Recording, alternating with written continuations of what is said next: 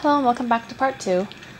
As you can see, the crackle paste dried overnight and we have some really nice texture going on.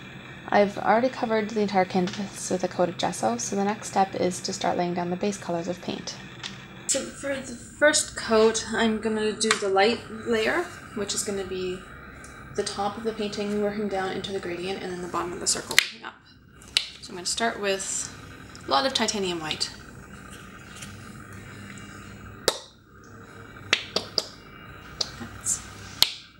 Sounds like farts, I know.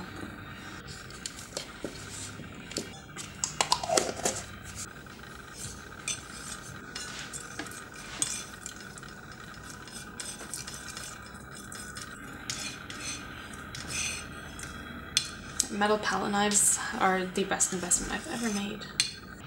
Since this is the base layer, I don't want to water it down too much, so I'm not going to add any water. I need the paint to be thick enough to cover the white, but I am going to add some acrylic matte medium. This stuff is amazing.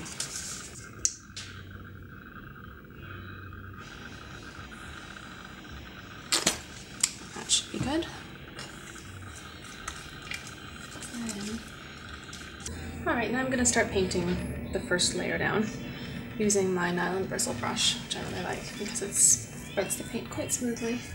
I know a lot of people like natural fiber hair brushes, but they're pretty expensive and I'm really rough on brushes.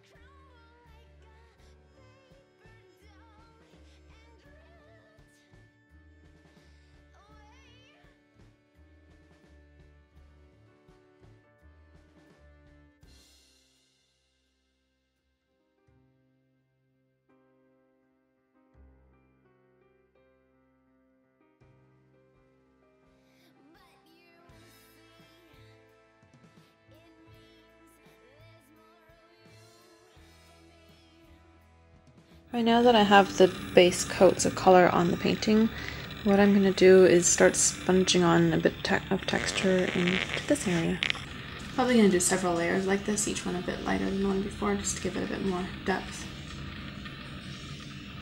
Now I'm going to do the same thing with a darker color across the bottom of the canvas.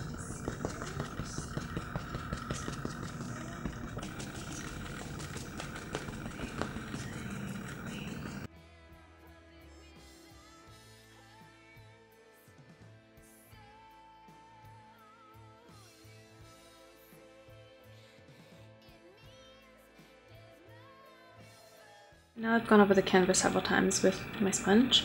I added some lighter highlights up at the top and some darker shadows in the bottom. I also tried to add a bit more texture to the center circle to make it match the rest of the piece. So next comes the wash. I want to fill in a lot of the shadows up here, really pop that texture. And in the bottom, some of the cracks have white showing through them still. So that will help fill those cracks in as well. So I'll cover that in part 3.